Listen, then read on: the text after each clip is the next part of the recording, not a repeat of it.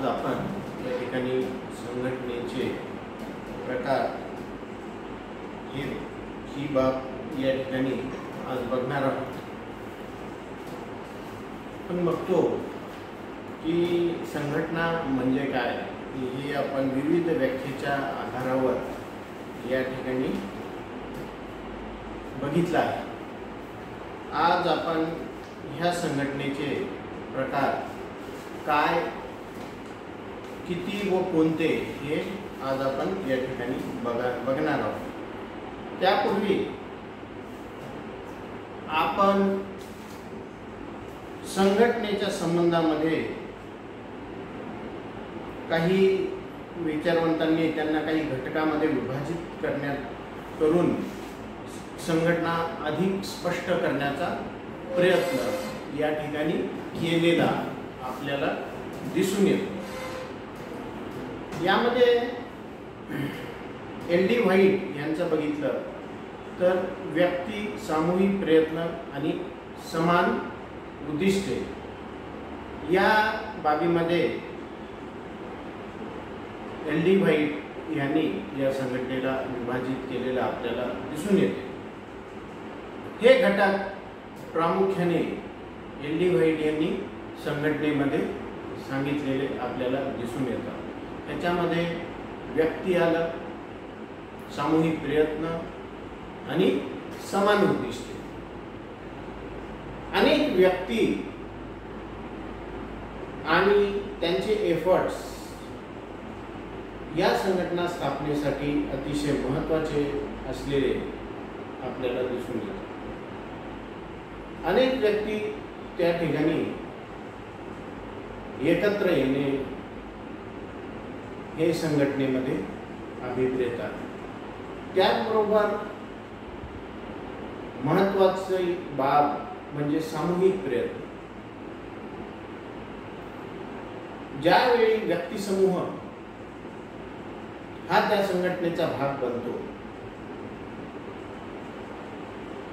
त्यावेळी त्या ठिकाणी ते सामूहिक असा प्रयत्न करीत असतात। यामध्ये आपण बघतो काही व्यक्ती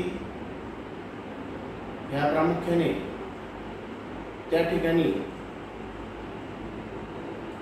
व्यवस्थापनाचे कार्य करतात, काही प्रशासनाचे कार्य करतात, काही नियोजन, काही निर्देशन देण्याचे करतात, विविध स्वरूपाचे अहवाल तयार करून वरिष्ठांना सादर करण्याचे कार्य करतात।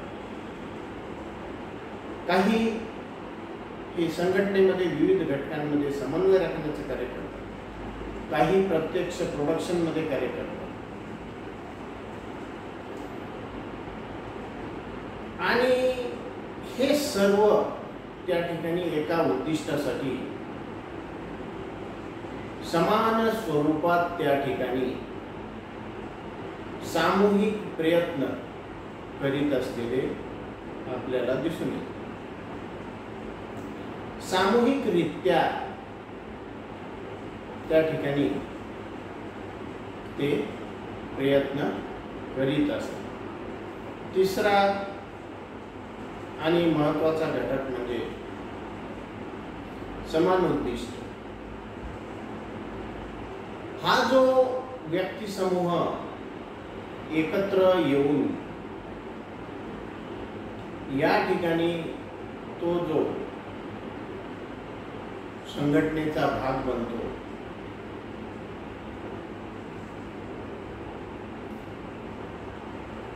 ह्या सर्व व्यक्तींचं उद्दिष्टांमध्ये भिन्नता नसते, तर ह्या सर्व व्यक्तींच्या उद्दिष्टांमध्ये समानता असते।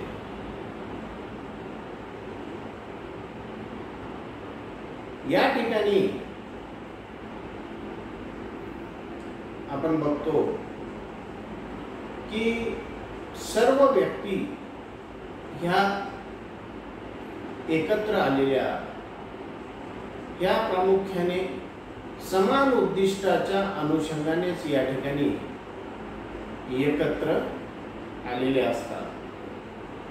अशा पद्धतीनं अल्ली व्हाईट यांनी संघटनेचे असे 3 वेगवेगळे घटक या ठिकाणी सांगितले आहेत. यासोबत आपण जर चेस्टर बर्नार्ड यांचा विचार केला तर चेस्टर बर्नार्ड यांनी प्रथम समान उद्दिष्ट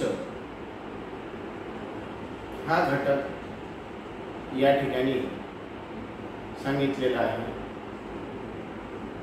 सोबतच संसूचन कम्युनिकेशन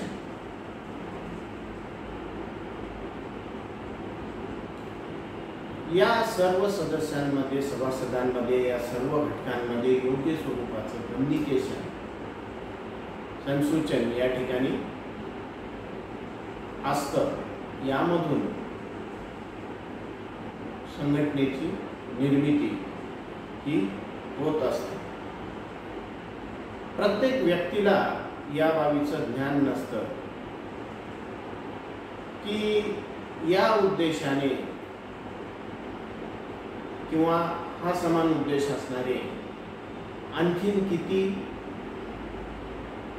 व्यक्ती या ठिकाणी आहे.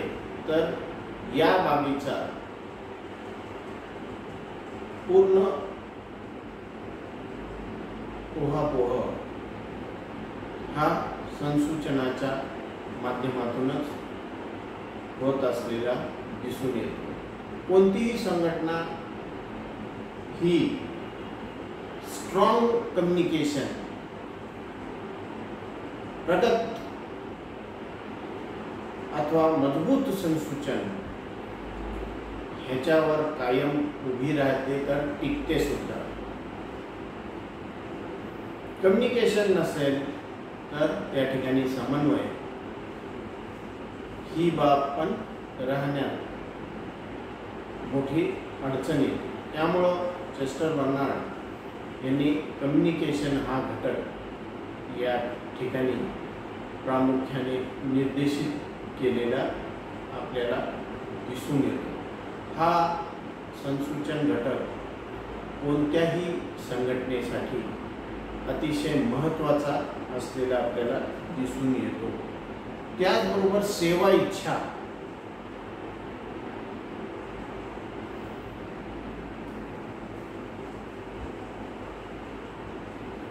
सेवा भाव सेवा इच्छा या माध्यमातून या घटकाचं सुद्धा संघटनेमध्ये मोठं स्थान आहे.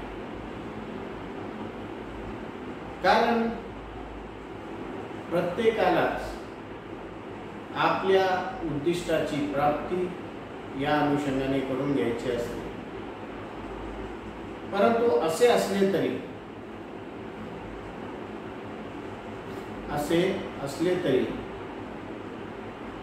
प्रामुख्याने सुरुवातीच्या काळामध्ये प्रत्येक सदस्याला या संघटनेमध्ये सेवा भाव किंवा सेवा देण्याची इच्छा ही असणे आवश्यक आहे. हा एक या संघटनेचा मोठा घटक या ठिकाणी मान्य आहे. संघटनेतील व्यक्तीचे परस्पर संबंध औपचारिक स्वरूपाच्या नियमाने ठरविले जाऊ शकत नाही. त्यांच्यात असलेल्या मानवी व अनौपचारिक संबंधांचा सुद्धा विचार व्हावा लागतो. थोडक्यात संघटनेचा विचार करत असताना यांत्रिक आणि मानवी तसेच औपचारिक व अनौपचारिक या संबंधाचा अभ्यास करणे फार महत्त्वाचे ठरते. संघटनेमध्ये केवळ औपचारिक अथवा अनौपचारिक याद्वारे केवळ औपचारिक बाबींनाच महत्त्व देऊन संघटनेकडे बघितलं जाऊ शकत नाही, तर संघटनेमध्ये अनौपचारिक संबंधांनाही तेवढेच महत्त्व असते। या संघटनेचे जे प्रकार आहेत ते आपण नेक्स्ट लेक्चरमध्ये बघू। धन्यवाद।